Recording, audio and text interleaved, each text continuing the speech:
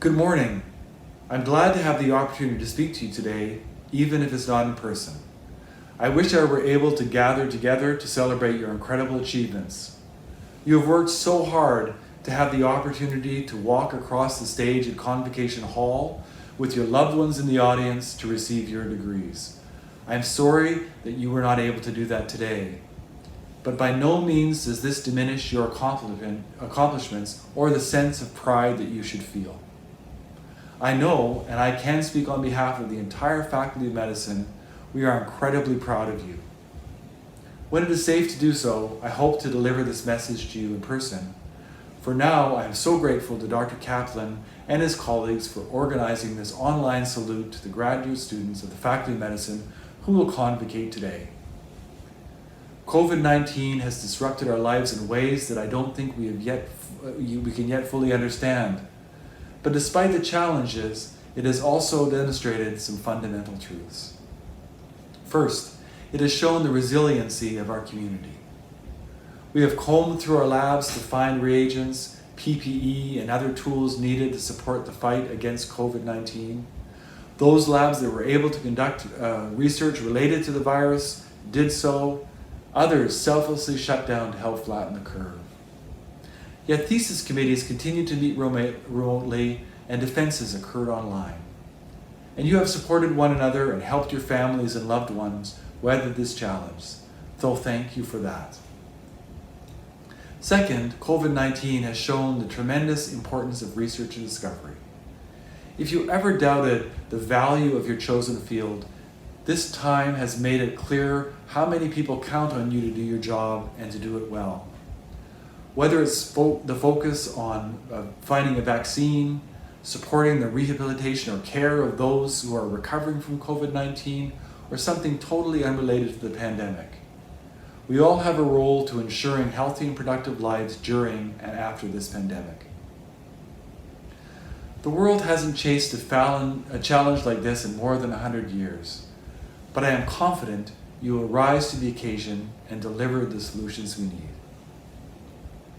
Today, you may conclude your time as a student at the University of Toronto, but I hope your bond with us never fades.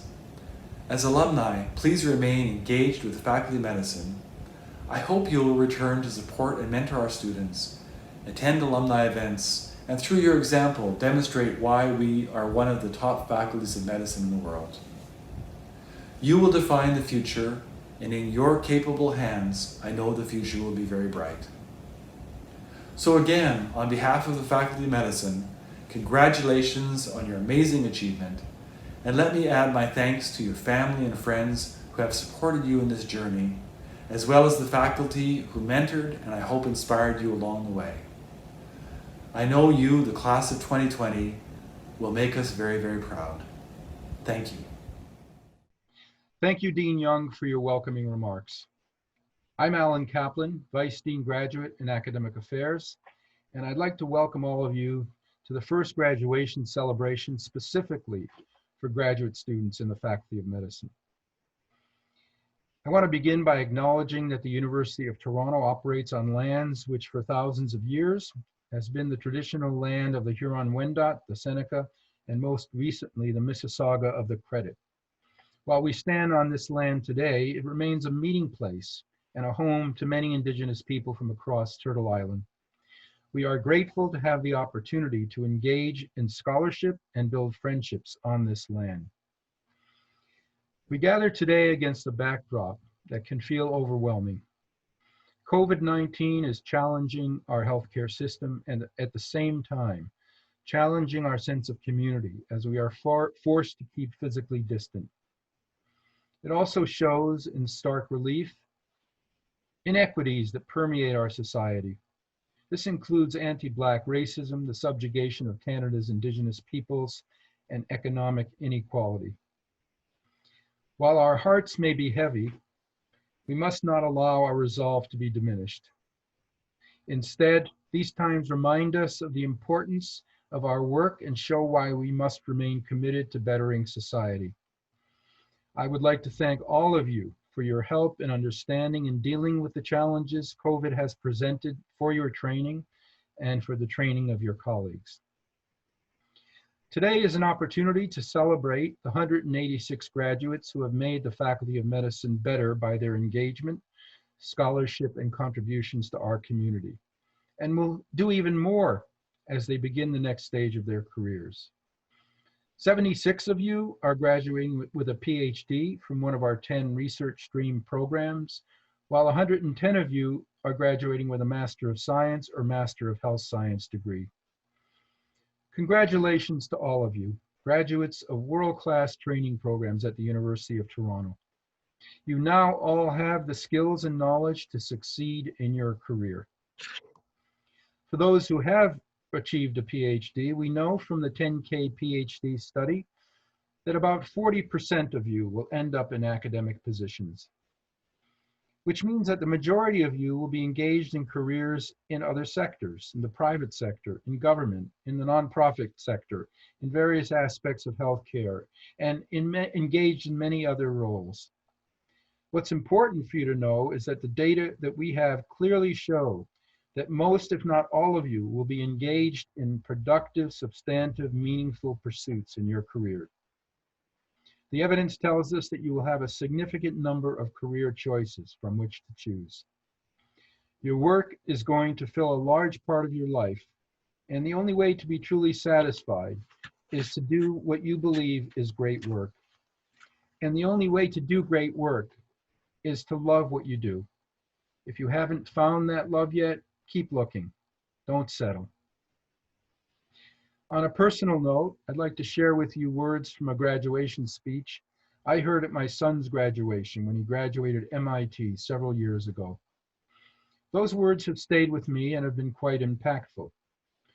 The graduation speech was given by Drew Houston, who is the CEO of Dropbox and a graduate of MIT. I don't know if any of you have ever heard of him. I certainly hadn't at the time. But he gave a very brief but inspiring speech.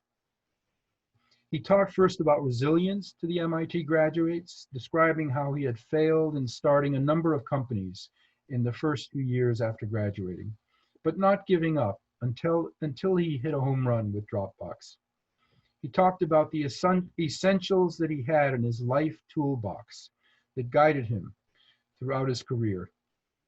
In his toolbox, he said he had three things: a tennis ball, the number 30,000, and a map of his neighborhood.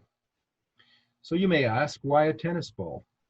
Houston said, I live in San Francisco and I go every morning to Golden Gate Park with my dog and I play a game with him. I throw a tennis ball as far as I possibly can and he goes after that ball with tenacity and persistence. He would never come back without the ball. Nothing stops him from pursuing his goal. This is take-home lesson number one. Pursue your goals tenaciously and don't give up until you accomplish these goals. Second item in his toolbox, the number 30,000. What does this represent? This is the average number of days in an individual's life. Believe it or not, close to a third of your days are now over. Take-home lesson number two, as you go forward, make each day count. And finally, you need to carry a map of your neighborhood. Why a map of your neighborhood? Take-home lesson number three. Going forward, make sure you surround yourself with those who share your values and share your dreams, with those who truly care about you, and with those who will support you throughout your life. Congratulations to all of you, and again, best of luck going forward. I'd like to now introduce our plenary speaker. It's a great honor and privilege for me to introduce to you my colleague, Professor Catharine Whiteside. Professor Whiteside has had a truly extraordinary career. You'll hear more about that from her in a few minutes. She is the paradigm of a clinician scientist. I first met her when I was a first-year psychiatry resident in 1979 at the Toronto General Hospital. And she was, I recall, a nephrology resident at TGH. I recall we shared a patient together who developed kidney failure as a result of fluid restriction secondary to anorexia nervosa, which was a disorder that I went on to focus on in my clinical and research career as a psychiatrist. I recall her being incredibly meticulous and yet sensitive in her approach to this patient, and that impressed me. In terms of her own training, Professor Whiteside completed the University of Toronto's undergraduate medical education program in 1975, followed by postgraduate training in internal medicine and nephrology. She went on to receive a PhD from the University of Toronto's Institute of Medical Science. She joined the U of T's Department of Medicine in 1985 as a clinician scientist and has engaged in basic science research in the field of cellular mechanisms of kidney disease. In 1996, Dr. Whiteside became a full professor of medicine. Prior to her being appointed as the first woman dean of medicine and vice provost of relations with healthcare institutions at U of T in 2006, she served as an associate dean of graduate and interfaculty affairs, which was the precursor position to the position I currently hold. Graduate training has always been a passion of hers, and so it is so appropriate that she give the first plenary address at the convocation of graduate students in the Faculty of Medicine. Please join me in welcoming Professor Whiteside. Dean Young, Vice Dean Kaplan, and most importantly, graduates of our esteemed Faculty of Medicine. I'm sincerely honored to address you today as we celebrate your outstanding achievements and as you embark on the next phase of your life journeys. Those of us who are approaching the final phase of our careers as scientists, academics, and professionals understand your excitement and trepidation about the future, particularly at this very unusual time. You're entering an era of exploding information, immediate global communication, and networking among public and private sectors that we've never seen before. In your graduate experience, you've already generated new knowledge that will contribute to solutions to some of our most urgent and complex health and social challenges.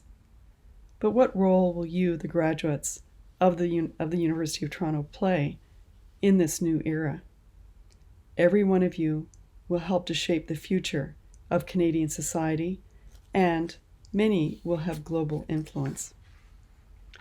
But how will you know when you're on the path that lies ahead, the right path for you? Is there a formula? Absolutely. And here it is. When you think there's a clear path ahead, make sure that you're following your heart, because your passion will guide your deepest commitments. If you don't see a clear path, continue on a route that will enable you to learn new skills and expertise, and eventually you will better understand where your passion lies. Final part of the algorithm. If you're passionate about following a particular dream that becomes elusive, consider Plan B, an alternate route that will take you perhaps in a new direction that will be the right one for you. Speaking as a person who's never been able to hold a position for more than a few years, my advice is always to be both on the lookout for changing opportunities that will bring new challenges. Each experience will help you build your unique potential, the knowledge and analytic, strategic thinking for your important role in this ever-changing world. When I graduated with my PhD from the University of Toronto Department of IMS, many years after training as a physician, I had no idea that in a few short years I would become the graduate coordinator of the same department.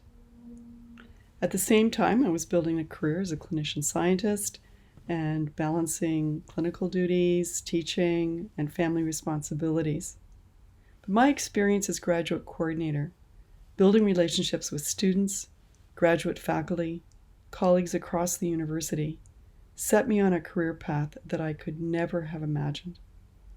The most important and knowledge skills that I obtained were from my interactions with students, just like you.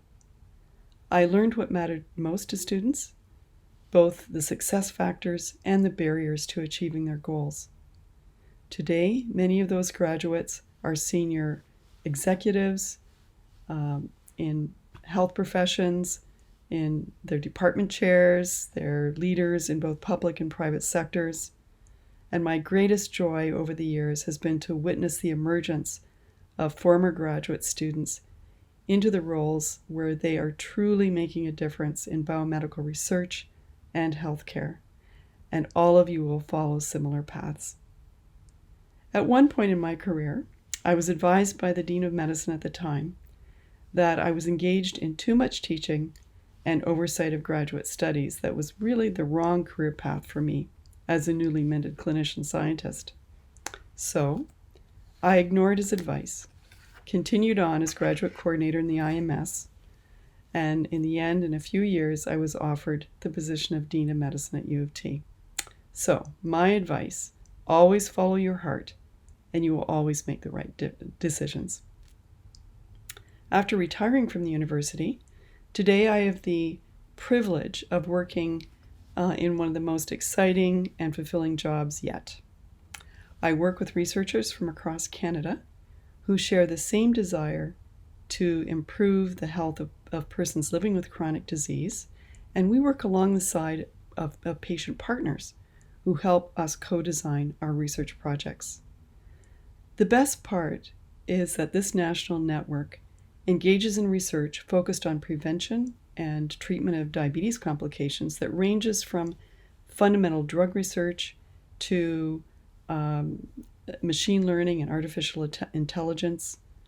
And 5 years ago, I never would have imagined that today I would be meeting with leaders in government, health system leaders, and folks in industry to promote the collaboration necessary for building new healthcare solutions.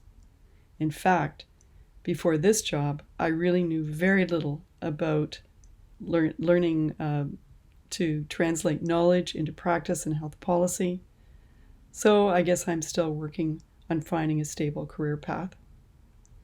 One thing I've learned for sure, collaboration among different disciplines, with different people, different organizations, and even different countries is really imperative to advancing the knowledge and action required to address society's most urgent and complex challenges. Scientists generate new knowledge, but its successful application requires a huge cadre of individuals from every discipline, all represented today among you, the graduates of our Faculty of Medicine. Together, the collective impact of implementing the benefits of new knowledge can be achieved as long as teams of experts are willing to work together on common goals for the benefit of society. Among you today are the members of those future teams and leaders who will facilitate and guide these important collaborative efforts. To conclude, please remember that you've received wonderful gifts as students at our great university. Knowledge, research skills, and particularly the ability to acquire experiential knowledge that will serve you well on your life journey. Follow your passion, and you will always be on the right path. Thank you again for the opportunity to share my thoughts with you today, and congratulations, graduates. I'd like to share with you now a special presentation created by you and your colleagues. We ask that you, the graduates, please send us photographs that you would like us to include in a brief photo montage that we are creating to commemorate your many years of hard work and invaluable contributions over the course of your studies at U of T. We're going to present that montage now. Please enjoy the presentation.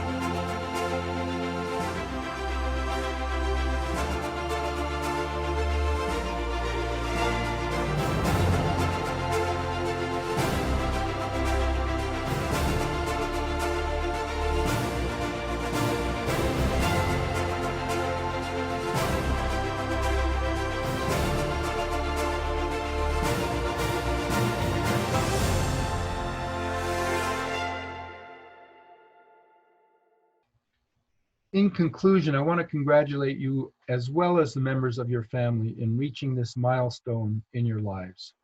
We hope you will recall with fondness and positivity the time you've spent with us at U of T.